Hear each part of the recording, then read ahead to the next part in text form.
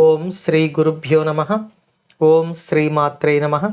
ఈరోజు మనం శ్రీ లలితా సహస్రనామ స్తోత్రంలోని 893వ నామం గురించి తెలియచేసుకుంటున్నాం.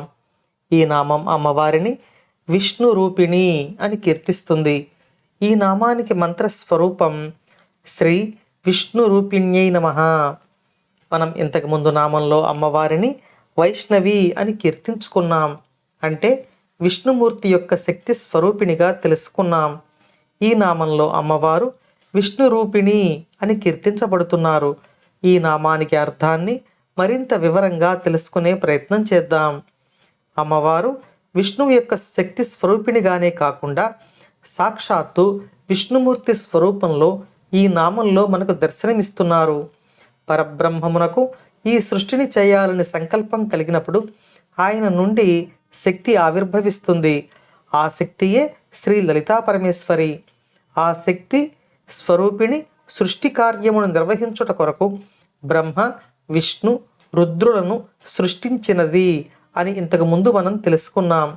మనం అనేక మార్లు పరబ్రహ్మము ఒక్కటే, ఆ పరబ్రహ్మము వివిధ స్వరూపాలలో మనకు దర్శనమిస్తుంది అని తెలుసుకున్నాం కదా. అలాగే ఒకే ఒక పరబ్రహ్మము విష్ణు స్వరూపమును ఈ నామంలో తీసుకున్నట్టు మనకు అర్థమవుతుంది. కాబట్టి విష్ణు స్వరూపంలో ఉన్నది కూడా పరబ్రహ్మ స్వరూపిణి అయిన శ్రీ లలితా పరమేశ్వరి అని, శ్రీ లలితా పరమేశ్వరికి విష్ణువునకు ఎటువంటి భేదము లేదు అని, వారు పరబ్రహ్మము యొక్క రెండు స్వరూపాలు అని ఈ నామంలో మనం తెలుసుకుంటున్నాం. పరబ్రహ్మము నుండి శక్తి ఆవిర్భవించినప్పుడు ఆ పరబ్రహ్మము యొక్క శక్తి తీసుకునే 4 స్వరూపాలను ఇప్పుడు మనం తెలుసుకుందాం.